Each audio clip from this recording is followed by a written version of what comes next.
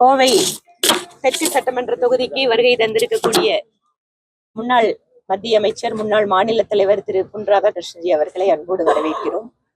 அதே போல இந்த ராம்நகர் பகுதியிலே அண்ணா பூங்காவிலே இன்று உடற்பயிற்சி கூடம் ஏற்கனவே திறந்து வைத்தேன் சட்டமன்ற உறுப்பினர் மேம்பாட்டு நிதியில். இன்று அதற்கான உபகரணங்களை வழங்கி இருக்கிறோம். அதனுடைய விழாவிற்கு சிறப்பு விருந்தினராக முன்னாள் மத்திய அமைச்சர் வருகை தந்திருக்கிறார். அவர் ஓடு இணைந்து கட்சியினுடைய மற்ற நிர்வாகிகளும் இந்த பகுதியினுடைய பூங்கா உடற்பயிற்சி சங்கத்தினுடைய தலைவர் அவர்களும் மற்றும் நிர்வாகிகளும் இங்கிருக்கிறார்கள்.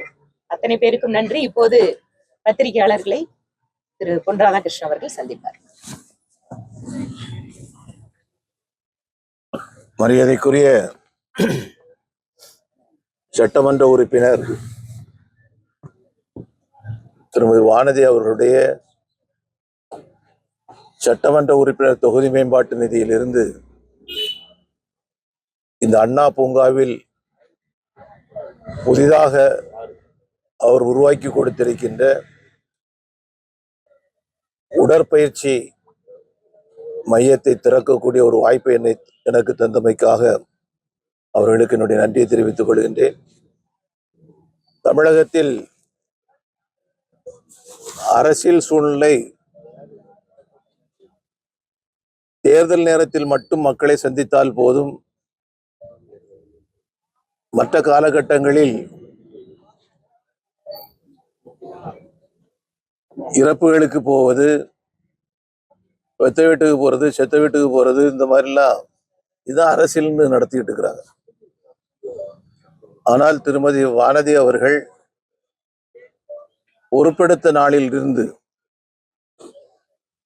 இந்த சட்டமன்ற பகுதியை முதல்நிலை சட்டமன்ற பகுதியாக மாற்ற வேண்டும் என்கின்ற பெருமுயற்சியிலே இறங்கி பல்வேறு திட்டங்களை தன்னுடைய தொகுதி மேம்பாட்டு நிதியிலிருந்து மட்டுமல்லாமல் பல்வேறு அரசு துறைகளினுடைய சிஎஸ்ஆர் ஃபண்ட் போன்றவற்றை எல்லாம் கொண்டு வந்து இந்த தொகுதி மக்களுக்கு கொடுத்து கொண்டிருக்கின்றார். மட்டுமல்ல, தான் சார்ந்திருக்கக்கூடிய தொகுதிக்கு மட்டுமல்லாமல் இந்த கோவை மாநகரம் முழுமையும் நன்மை பெற வேண்டும் என்பதற்காக மத்திய அமைச்சர்களை அழைத்து வந்து அவர்கள் மூலமாகவும் திட்டங்களை கொண்டு வரக்கூடிய அளவுக்கு திறம்பட செயல்பட்டு கொண்டிருக்கின்றார்கள். அவர்களுக்கு நம்முடைய வாழ்த்துக்களை தெரிவித்துக் கொள்கின்றோம். இன்றைக்கு இந்த நிகழ்ச்சிக்கு நான் வந்தபோது இந்த பூங்காவை பார்க்கக்கூடிய ஒரு வாய்ப்பு கிடைச்சது. இந்த பூங்கா குழுமை நிறைந்ததாக, பசுமை நிறைந்ததாக இருக்க வேண்டும் என்று ஐயா போன்றவர்கள் எல்லாம் தினசரி 10 மரத்திற்கு நாங்கள் ஒவ்வொருத்தரும் 10 மரத்துக்கு தண்ணீர் விடுகின்றோம் என்று சொன்னார்கள். அந்த மரத்தை வச்சு உருவாக்குன நாள்ல இருந்து அவ்வளவு கண்ணும் கருத்துமாக பெரியவர்கள் எல்லாம் உருவாக்கி கொடுத்திருக்கக்கூடிய இந்த பார்க்ல இன்னைக்கு ஒரு பெரிய நிகழ்ச்சி நடக்குது. இந்த நிகழ்ச்சியில குறைந்தபட்சம், மிக குறைந்தபட்சம் அங்கு இருக்கக்கூடிய மரத்திலிருந்து விழுந்திருக்கக்கூடிய சருகுகள், இலைகள், இவற்றையெல்லாம் அகற்றி கொடுக்க வேண்டும் என்று சொல்லக்கூடிய மனநிலை கூட இந்த மாநகராட்சிக்கு இல்லாதது ரொம்ப வருத்தத்திற்குரிய ஒரு விஷயம். இது ஒரு தனிப்பட்ட சட்டமன்ற உறுப்பினருக்கோ தனிப்பட்ட கட்சிக்கோ உகந்தது அல்ல. இந்த நிகழ்ச்சி இந்த பகுதியை சேர்ந்த அத்தனை மக்களுக்கும் பொதுவான ஒரு நிகழ்ச்சி. எனவே இது போன்ற தவறுகளை மாநகராட்சி எதிர்காலத்திலே செய்யக்கூடாது என்பது என்னுடைய கருத்து. அது இல்லை என்று சொன்னால் அதனால் பாதிக்கப்படக்கூடியது என்ன, உடல் ஆரோக்கியத்திற்காக வைக்கக்கூடிய ஒரு இடம். அங்க சுகாதாரம் மேம்படுத்தப்படவில்லை என்று சொன்னால் அதனால் பாதிக்கப்படக்கூடிய, இவங்க எக்ஸசைஸ் பண்ண போனாலும் கூட, உடற்பயிற்சி செய்ய போனாலும் கூட அங்க வந்து அவர்களுக்கு நோய் பரவக்கூடிய வாய்ப்புகள் உருவாகும்.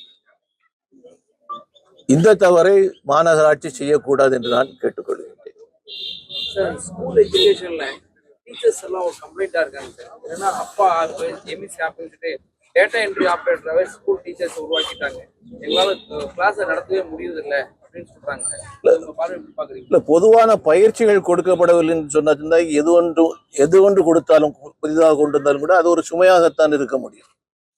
நாம ஒரு விஷயத்தை கொண்டு வரோம் அப்படின்னு சொன்னா அதை மாணவர்களுக்கு சொல்லிக் கொடுக்க வேண்டும் என்று சொன்னால் குறைந்தபட்சம் 3 ஆண்டுகள் அந்த ஆசிரியர்கள் படித்தாக வேண்டும், குறைந்தபட்சம். ஏன்னா நவீன யுக்திகள் வந்துகிட்டு இருக்கும், நவீன பாடங்கள் வந்துகிட்டு இருக்கும், அதெல்லாம் அவர்கள் படித்துக் கொள்ள வேண்டும். அது இல்லாம நாம பாடத்தை கொண்டு வந்தாச்சு, நீங்க வந்து நடத்துங்க அப்படின்னு சொன்னாச்சுன்னா அவர்களால் நடத்த முடியாது. எக்ஸாம் டைம் வேற நெருங்கிட்டு இருக்குன்னா எங்களுக்கு இந்த டேட்டா என்ட்ரி ஆபரேட்டர் வேலை செய்யறதுக்கு சரியான டைம் இருக்கு, எங்களுக்கு குழந்தைகளுக்கான பாடத்தை சொல்லிக் கொடுக்க முடியல அப்படின்னு ஒரு குறையா தமிழக அரசு மீது அவங்க சொல்லியிருக்காங்க. கல்வித்துறை அமைச்சர் மாண்புமிகு தமிழக முதல்வர் அவர்கள் இதுல கவனம் கொடுக்கணும். எல்லாம் கொண்டு வந்துட்டோம்னு சொல்லவில்லை, எப்படி நடத்துகின்றீர்கள் என்பதெல்லாம் கவனத்தில் கொள்ள வேண்டிய விஷயங்கள். ஆகையினால் ஆசிரியர்களாக இருந்தாலும் சரி, மாணவர்களாக யாராக இருந்தாலும் அவர்கள் பணிபுரியக்கூடிய அல்லது படிக்கக்கூடிய அல்லது படித்து கொடுக்கக்கூடிய விஷயங்களில் இலகுவான அணுகுமுறைகள் இருக்க வேண்டும் என்று நான் கேட்டுக்கொள்கிறேன். மும்மொழி கொள்கையில தற்பொழுது இருமொழி கொள்கையிலும் சொல்லிட்டு இருக்கிறாங்க. இதுல வந்து பொள்ளாச்சி பகுதியில வந்து ரயில்வே ஸ்டேஷன்ல இந்தியை எரிச்சிருக்கிறாங்க.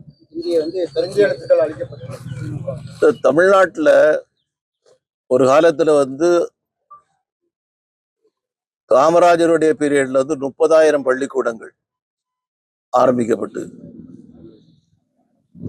6,000 பள்ளிக்கூடங்கள் ஒரே நேரத்தில் ஆரம்பிச்சு. இதெல்லாம் அன்னைக்கு அரசு பள்ளியில் படிக்கக்கூடிய அத்தனை மாணவர்களுக்கும் இலவச கல்வி கொடுக்கப்பட்டது.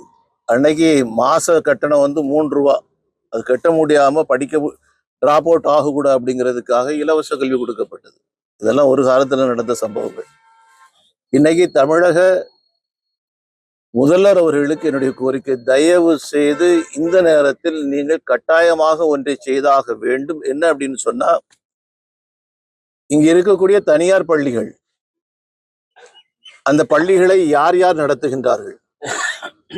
திராவிட முன்னேற்ற கழகத்தினுடைய அமைச்சர்கள், சட்டமன்ற பாராளுமன்ற உறுப்பினர்கள், கட்சியினுடைய பொறுப்பாளர்கள், திமுக மட்டும் கிடையாது, பல கட்சிகளை சேர்ந்தவர்கள், அது எந்த கட்சியாக இருந்தாலும் சரிதான், யார் யார் பள்ளிக்கூடங்கள் நடத்துகின்றார்கள், அந்த பள்ளிக்கூடங்களில் ஹிந்தி பயிற்றுவித்து கொடுக்கின்றார்களா இல்லையா, இந்த விவரங்களை அவர்கள் வெளியிட வேண்டும். அடுத்தாக்குல இன்னைக்கு இருக்கக்கூடிய மொத்த அரசு பள்ளிகள் எத்தனை, அந்த அரசு பள்ளிகளில் பயிலக்கூடிய மாணவர்களுடைய எண்ணிக்கை எவ்வளவு, தனியார் பள்ளிகள் எவ்வளவு, அதுல பயிலக்கூடிய மாணவர்களுடைய எண்ணிக்கை எவ்வளவு, இன்னைக்கு அரசு பள்ளி மூடப்பட்டதுனால எத்தனை மாணவர்களுக்கு இலவச கல்வி இல்லாமலாக்கப்பட்டிருக்கிறது. தனியார் பள்ளிகள் ஆரம்பிக்கப்பட்ட காரணத்தினால அன்னைக்கு வந்து 3 ரூபா, எத்தனை வருஷத்துக்கு முன்னாடி, 60 வருஷத்துக்கு முன்னாடி.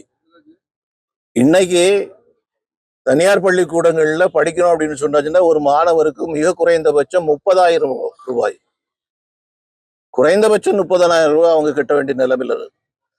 அப்ப தமிழக மாணவர்களை, தமிழக ஏழை குடும்பங்களை வஞ்சிக்கக்கூடிய வகையில ஏன் இவர்கள் இந்த தனியார் பள்ளிக்கூடங்களை கொண்டு வந்தார்கள்? இதே பயிற்சியை ஏன் இவர்களால் அரசு பள்ளிக்கூடங்களில் செய்ய முடியவில்லை? அதெல்லாம் பண்ணிக்கிட்டு நீங்க மும்மொழியோ 4 மொழியோ எது வேணாலும் நீங்க சொல்லுங்க, அது ரெண்டா பார்த்துக்கிடுவோம். என்னை பொறுத்த வரைக்கும் மிக தெளிவாக ஒன்றை சொல்லுகின்றேன், தமிழ் நம்முடைய உயிர். தமிழை அழிப்பதற்கு எந்த கொம்பன் வந்தாலும் கூட நாங்கள் ஏற்றுக்கொள்ள மாட்டோம்.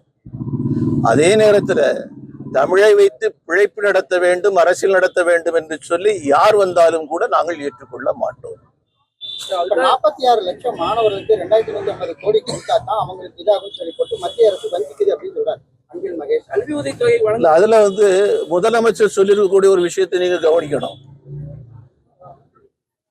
என்னதான் இருக்கட்டும், எவ்வளவுதான் விஷயங்கள் இருக்கட்டும், 10,000 கோடி தந்தாலும் கூட நான் ஏற்றுக்கொள்ள மாட்டேன் அப்படின்னு சொல்றாரு. இது எந்த வகையில நியாயம்? நீங்கள் தரக்கூடிய இந்த பணம் இந்தந்த வகைகள்ல எங்களுக்கு பாதிக்குது அப்படின்னு சொல்றது வேற. 10,000 கோடி ரூபாய் தந்தாலும் கூட நாங்கள் ஏற்றுக்கொள்ள மாட்டோம் அப்படிங்கக்கூடிய அந்த பேச்சு வந்து சாதாரணமா என்ன சொல்லுவீங்க? சாதாரணமா அந்த பேச்சு என்ன சொல்லுவீங்க? ஆணவம், ஆணவத்தினுடைய உச்சம். இது முறையற்ற ஒன்று. பல விஷயங்கள் நீங்க சொல்லுங்க, ஆனா இது வந்து ஏற்றுக்கொள்ள முடியாத ஒன்று. ஆணவம் அப்படின்னு சொல்றீங்க சார். அதுல ஸ்டாலின் சார் சொல்ற விஷயம் என்னன்னா, என்ன நீங்க லெவலுக்கு போனாலும் அதுக்குள்ள எங்களால ஒரு நொடியில உங்களுக்கு வரி கூட நாங்க கட்ட முடியாத அளவுக்கு நாங்க பண்ணுவோம் அப்படின்னு சொல்றோம் அப்படின்னு சார். அப்படிங்கிறது இது இது வந்து இந்த பழைய காலத்துல ஒரு முனிவரை பற்றி சொல்லுவாங்க, கொக்கென்று நினைத்தையா பொங்கனவா. அமித்ஷா அவர்களுடைய வருகை அவர் கருப்பு கொடி காட்டுறதா வந்து சில அமைப்புகள் சொல்லியிருக்காங்க. பரவாயில்ல, அவங்கள பாதி கருப்பு தான். என்னைக்குமே அவங்க வந்து வெள்ளைய பார்த்தது கிடையாது, தூய்மையை பார்த்தது கிடையாது. என்னைக்குமே அவங்களுடைய மனமும் செயலும் கருப்பு தான். தமிழக அரசு ஊழியர்கள் வந்து இன்னைக்கு போராட்டத்துல இறங்க போறதா சொல்லியிருக்காங்க. ஆனா நீதிமன்றம் அதுக்கு தடை விதிச்சிருக்காங்க. நான் அன்னைக்கு பார்த்தேன், அதை முழுமையா நான் படிக்கல, எனக்கு வர வேண்டியிருந்ததுனால நான் முழுமையா படிக்கல. எந்த ஒரு விஷயத்தையும் தடை போட்டு நிறுத்த முடியாது. உணர்வுகள்னு ஒண்ணு இருக்குது. அந்த உணர்வுகளுக்கு நீங்க வந்து வழிகோலவில்லை என்று சொன்னால் அது வந்து ரொம்ப மோசமான விளைவுகளை ஏற்படுத்தும். அதான் என்னுடைய கருத்து. அனைவருக்கும் மகா சிவராத்திரி வாழ்த்துக்களை தெரிவிப்பதில் மகிழ்ச்சி அடைகின்றோம். நம்முடைய உள்துறை அமைச்சர் மரியாதைக்குரிய அமித்ஷாஜி அவர்கள் இன்னைக்கு கோவைக்கு வருகை தருகின்றார்கள். இன்னைக்கும் நாளைக்கும் கோவையில் இருக்கக்கூடிய பல்வேறு நிகழ்ச்சிகளில் கலந்து கொள்கின்றார்கள்.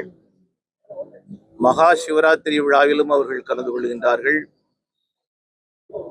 தமிழக மக்களுக்கு சிவராத்திரி வாழ்த்துக்களை தெரிவிப்பதில் நேரடியாக வந்து வாழ்த்து தெரிவிக்கக்கூடிய வகையில் அமித்ஷாஜி அவர்கள் வருவது நமக்கெல்லாம் பெரும் பேராக நான் கருதுகின்றேன்.